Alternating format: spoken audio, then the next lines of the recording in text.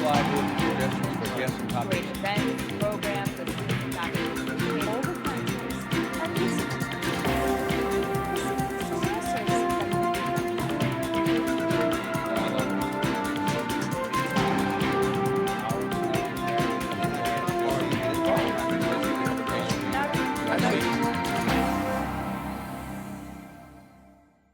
Welcome to this week's segment of Dialogue Houston. I'm your host, Lawrence Payne. To our regular viewing audience, welcome. To those joining us perhaps for the first time here for ACC's TV Dialogue Houston, we can be found now every Tuesday and Thursday at 6 a.m. and again at 6 p.m. and on Saturday afternoons at 3 p.m. As always, at the top of the show, let me thank you for your thoughtful calls, emails, and text messages concerning previous shows we've aired, but particularly your ideas for guest topics and subjects to be covered on upcoming segments of Dialogue Houston, where after all, this is your community affairs, public affairs show here on HCC TV, now proudly starting in January of 2022, its 30th season. We look forward to you joining us. We have a great programmatic lineup for you around issues that we're going to dive into for the new year, and it's so wonderful to have you join us. Let me start off by always wishing everyone now a happy holiday, and we look forward to us coming together in the new year. Have a great show for you planned for today. It is a topic and a subject that we've touched on Dialogue Houston in the past, kind of tangentially touched on, talked about in details on a couple of shows over the years, but really it's one that now I think is in the limelight and has the focal point and the kind of spearheading that it needs. And that is a wonderful new City of Houston initiative, the creation of a food insecurity board. Yes, I said food insecurity. Which is a growing thing. It was just officially came into being on December 8th. And I'm so proud to have one of the members of that board to be able to join me today. And that is none other than Valhalla Clack, who is the Director of Business Development for Harvest Market. This is also an issue that she's very passionate about in her own work, in her own life, and her own volunteer time. And I'm just so glad to have her be able to join us. Welcome, Valhalla. Thank you. Thanks for having me. All right. So tell us a little bit, first of all, about yourself and your work. And Harvest Market is fairly new. I don't remember how many years now to the Houston market. But you're out there, I think 3 stores, if I can remember correctly. And it is, if you haven't been, and I can honestly say I've been, so this is I guess kind of a sort of endorsement. If you haven't been, you owe yourself to go because you'll find something different. It is a different layout, it is a different concept, but very engaging and very thoughtful in the way it's presented, and such things that you find that you really haven't seen anywhere else. So it's really great fun. So just go have fun. Welcome again. Did I do that justice, by the way? I was trying anyway. Great job. No, you did a great job. We do have 3 stores. We also have a store in Katy. We have stores in Missouri City, Katy, Spring. Conroe has our largest, newest store. Oh, that's the one I left out. Okay. All right. Yes. And then we also frequently have a satellite store in Prairie View. Oh, really? Yes. Well, now that's whole news within itself. We'll talk about that another time. Yes, we do. And in addition to the brick and mortar stores, we have a wonderful program. It is Harvest Raleigh, and it is a mobile grocery store. We have a fleet of these mobile grocery stores that go into communities around where our brick and mortar stores are. We have a radius that we work within, but I think my favorite area that these go to is in what we call our expansion area. So as some of your viewers probably know, and you do as well, the city has something called complete communities. Mm-hmm. And in communities, I'm actually borrowing an office at one of the communities right now so that I could meet with you today. I'm in 5th Ward today. But in these communities, we have expanded our trolley services so that we can meet the needs of people that are in what the mayor referred to as food deserts. These are communities that are typically underserved. There are not enough grocery stores. There's issues with mobility for the residents to get to grocery stores. And we're trying to fix, in particular, that mobility issue with bringing the store to them. And such a great concept, because the issue of food deserts and food insecurity in Houston is not a new issue. No. I go back to Mayor Kathy Whitmire days, which tells you, and dated myself. This issue of food deserts and food security has come up each administration over a multiple, many years. And there's always been a discussion about needing to do something. There's never been a formal board formed to address this issue. So I was happy and so glad to see that one is now in place. That it is an issue that I think citizens, as they become more aware of the depth of the issue, other than just the terms, food desert and food insecurity, they will realize how many of their friends and neighbors, sometimes in the larger same geographical area as they are suffering from this. We think it's accessible to everyone. Food and fresh food and vegetables for many neighborhoods and communities, it's not accessible. That's why I applaud the mobile unit that you have that allows it to go around the neighborhoods. Yes, and food insecurity, it's not just characteristic of these neighborhoods where they are underserved. It's also an issue in master plan communities. We should not forget that COVID in particular, it really highlighted the fact that you have a lot of people Mm-hmm. seemingly doing well, but they are living on the edge, and COVID pushed a lot of families nearly over the edge, if not definitely. And it's important that, for instance, our mobile markets, they take EBT, we take SNAP benefits. We partner with area food farmers markets, because there are programs where the amount that you spend using your food stamps on shelf stable grocery items, that same amount equal to it, you're able to use on fresh fruits and vegetables that are sold at the farmers market. This is very important. And people in communities, no matter what community it is, we try to be very careful, constantly keeping in mind that you want to be respectful and discreet. And let's just say it's your neighbor, you live in a master plan community, and it's your neighbor, you never know what hard time people are having. And a lot of people this past 2 years qualified for SNAP benefits, and they're able to use those on the trolley. Yeah, and I think you hit a key point, is that the stigmatization, you don't want to stigmatize anybody and label anybody and have anybody feel like a second class or third class citizen, No. because it crosses, as you said, so many boundaries. We've learned that from hurricanes, we've learned that from the power outage, we've learned that now definitely through COVID-19, that people are affected in so many ways, because that old adage of people living paycheck to paycheck or one paycheck away from poverty has shown its face many, many times now with all that has gone on. And I keep reminding people that the growth of the food bank, the way it's grown and continues to grow, and the need for it to grow, is based on poverty. That's why it continues to grow, because the need is there.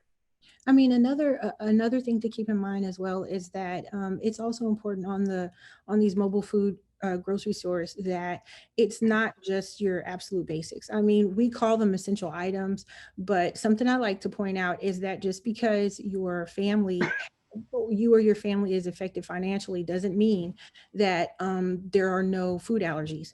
We need Right. to make sure that we have almond milk, because children in any neighborhood can be lactose intolerant. We have people that have celiac disease, heart disease.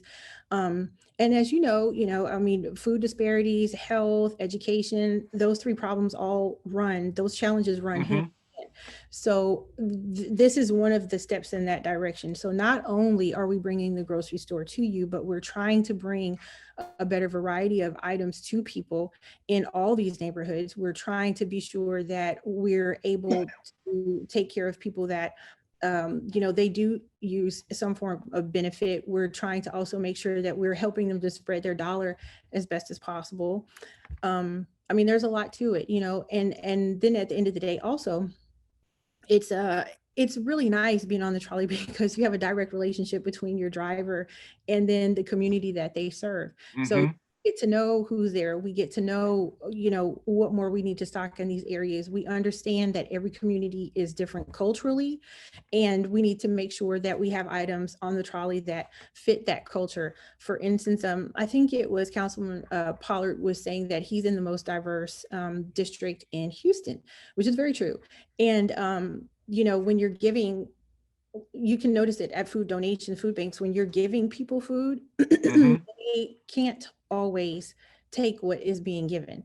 It's not Right. that they don't eat it. It's not that they don't want it, but you have to also respect cultural, Of course. Yeah. restraints and religious characteristics of these communities. And you want to be sure that you are giving them something that they can use. So all of that ties in to, Hmm. um, food insecurity, and also using the trolley in particular to bring what they need to them. Um, I think I was speaking to Dr. Byers. She is on the council, and one of the things that we were discussing was that there are a lot of programs out there. There's a lot of stuff out there to help people. But when you are living hand to mouth, you do not have time to go seek these programs out. That not only do we need to have a program to help, our neighbors, we also need to make sure that we're bringing it to them as much as we possibly can. So, I mean, that's part of what it's based on. So to that point, excellent points that you made. Um, it seems to me we can not only and need not only going forward to look at food insecurity, the connection between education, health disparities, all those things you mentioned. Our response to all these things have been almost from a charity perspective only, Mm-hmm. and not from a justice perspective. And so it seems to me that part of the discussion and dialogue going forward is to help move that bar, not as an either or, but a both and. We can continue to do the immediate response, the social service, the charity, the caring, the giving, the response to the need, immediate need. But we also have to focus on the justice side of the equation that's causing all of this need to grow, to manifest itself, to continue, to look at systemic change, eradication, policy change, those upstream kind of thinking things. And we do good at downstream service and response, but we don't focus enough on the upstream side of it.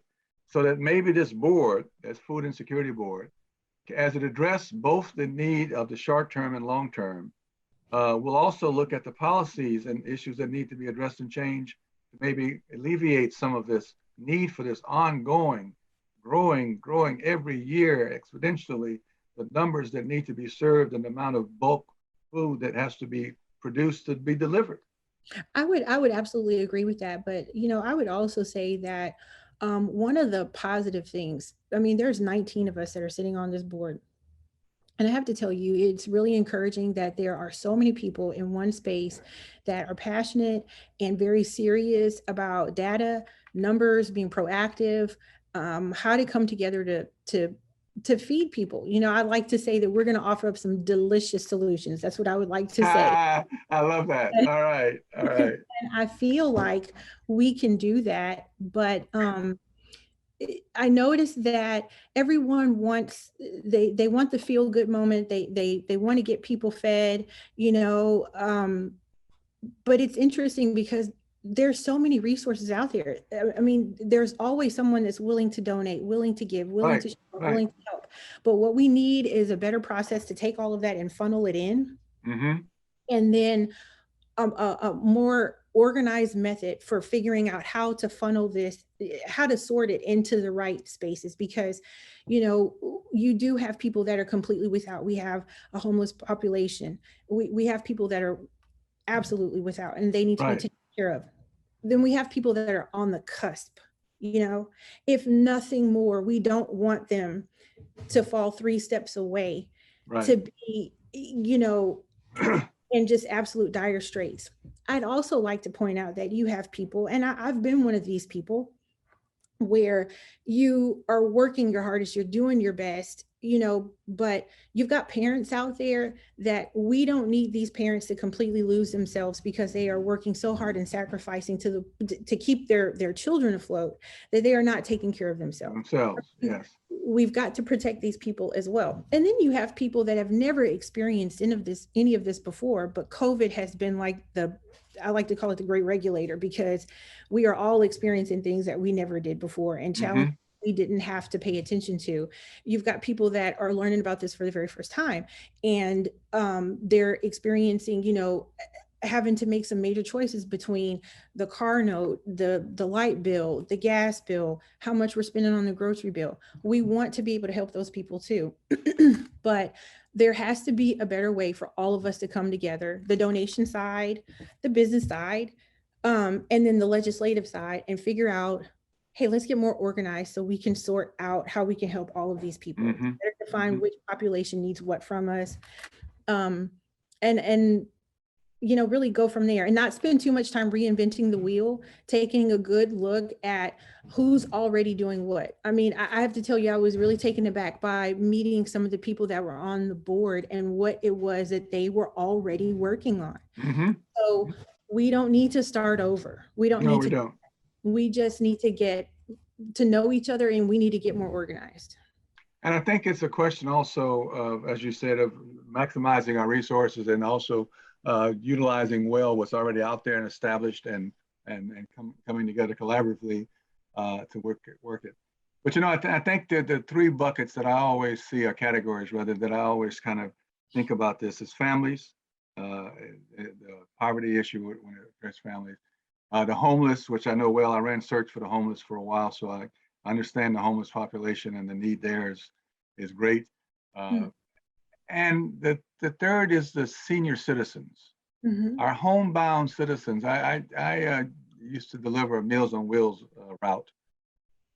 And I can tell you, when you encounter a senior who you're the only human being, the only person that they've seen all week, and the only person they're going to see all week, and it touches your heart. Because we are great in the city about philanthropy, we're great at giving, we're great at caring.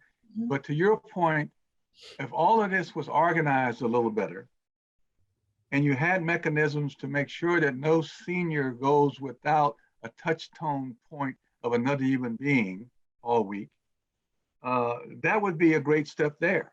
And we can do it through volunteers, we can do it through retirees, we can do it to tapping into church, parish, temple, synagogue, and mosque, the people there who want to do something and get engaged. But it takes organization, it takes structure, and it takes, like you said, a central clearinghouse to be able to funnel things and then send things back outward to those who need it the most. And maybe through not only through this board, but through other initiatives that I see happening, we will begin to figure that out. Because I love charity. I'm a big, yes, I get it. But sometimes to me, from a charity perspective, just because you can do a thing doesn't mean you ought to do a thing. Just because you're able to raise X amount of $1 million, maybe that's not exactly the thing you need to be doing. You need to be looking at other issues that impact why you're having to raise this money and continue to raise this money. Yes, and I would say that there's donation, there's action, and then there's organization. So I can give you an example. I mean, when we come together to get something done, in Fifth Ward, we have Legacy Health Clinic here in Fifth Ward. And then you have a business, you know, such as the one that I work for, where we bring the mobile unit to Right. the community. Then we make sure that we regularly work with the clinic so that we are there on, you know, the best days according to them. And also the clinic is located right across the street from Pleasantville. So there's our Right. senior community, you know, Right. and you do this and you keep doing it and you keep doing it until people realize that, you know, everything you need is in this one space. Mhm. Oh, we had a donation event today, you know, and it was great to see our seniors. We got to take care of people in the community. We were able to reach children. It was wonderful. But then we're also able to do the same thing for business. I mean, that, you know, that's two sides of it. So we're organizing, we are taking action, and then, you know, yes, we also have the donation part of it too. I'd also like to mention that, you know, on donations, I've done a lot of events with so many different organizations and businesses, and it is always humbling to see how much people would like to donate. But I also think that there should be some education there on how and what and when you should donate. Yes. And the example I can give you is that I had a group that really wanted to donate to, you know, a specific area of town where, you know, we had a lot of our homeless population. But I mean, sir, what could be more frustrating then someone gives you a bag full of canned goods and you have no way to get the can open. Mm-hmm. These are Mhm. things that we need to think about. You know, Mhm. what could be more frustrating than we're donating to families boxes of macaroni and cheese, but you still need the butter and the milk in order to Mhm. get in there. Right. So those types of things, right? And I think that, you know, maybe this is something that the board may be able to come together with also. So we're not just, a part of our organizing is we're also educating people on how to go about being a part of helping with food insecurity, how to go about being a part of donating. And then, you know, there's the part where a business can partner with charity, right? So for instance, in HISD in particular, in District K, we work, you know, very closely with District K, and they have what you call wraparound services. And this Right. is great because these children have people that are in each school. And, you know, the teams there, they work together so well because they work with their feeder patterns. You know, I mean, we've done several of them, and I just sit back and I'm like, this is what I'm talking about when people get together and they organize. Right. You have food donations, and then we're there. So let's say you get a box and it's full of again, you know, maybe there's cake mix in there, maybe there's something for hamburger helper, maybe there's something in there for pasta. So you've received that donation, and then we're there and we've got everything else that you need in order to stretch that box. That's important. Mm-hmm. You know, and inside with wraparound services, you have healthcare services, you've got the library, you've got everything that your child could possibly need. I mean, that's what I mean when I say coming together and we're in one spot where we can help that community and getting organized, you know. And then also something to add as a side note, just because you are financially challenged also doesn't mean that you know how to cook. You don't, everyone doesn't know how to stretch their meals.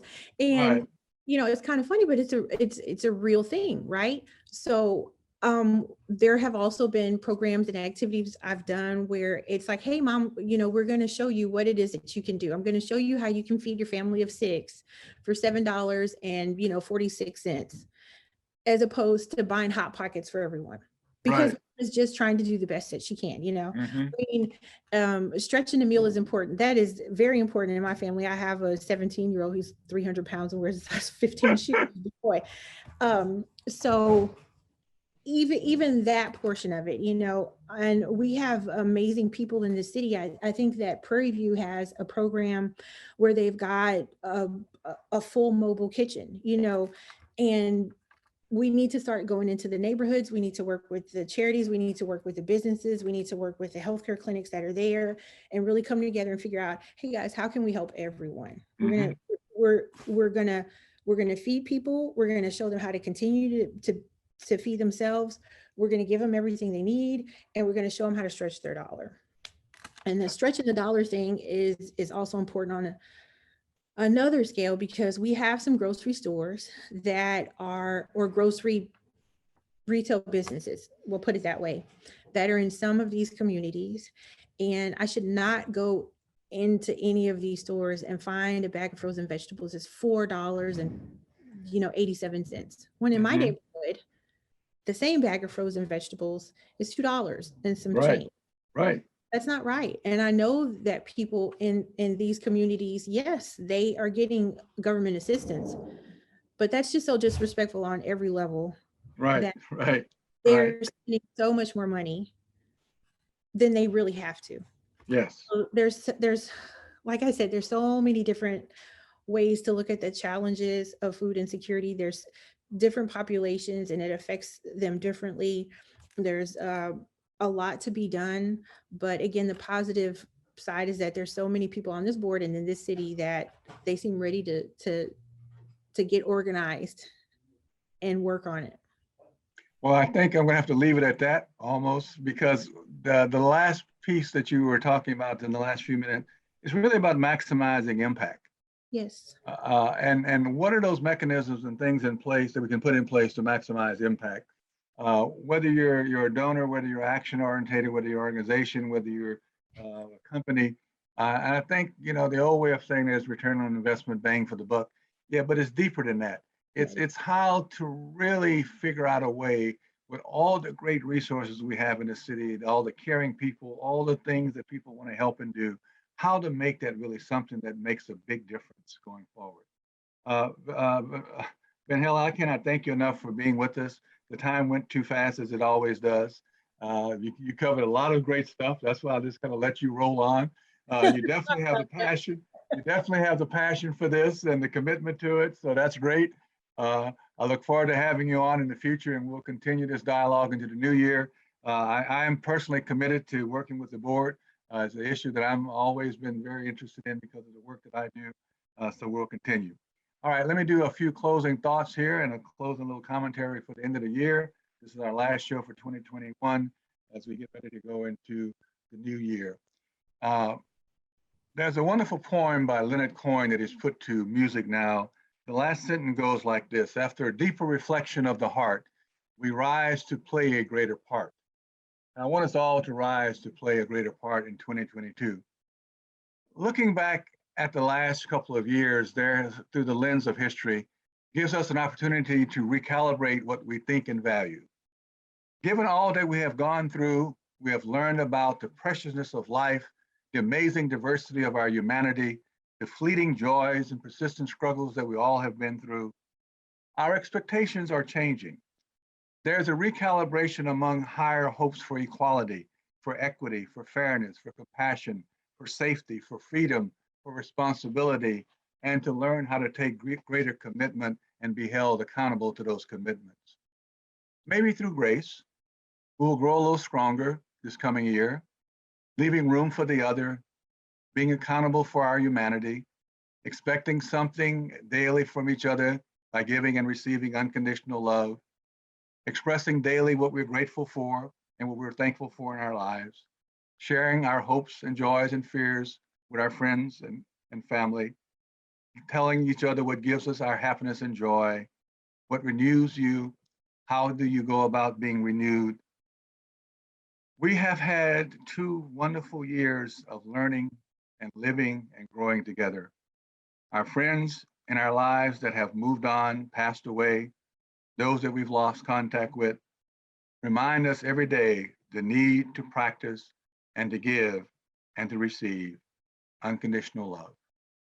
My hope for all of us in the wonderful life of an example of the servant leader, Dr. Bertie Simmons, who I dedicate this show to, who passed recently, the example, the shining star example of the ability to give and receive unconditional love, the educator and principal that she was, the person that turned Jeff Davis High School around, that got gang members out of gangs, that did all those things with a simple formula. When you ask her, Bertie, what did you do and how did you do it?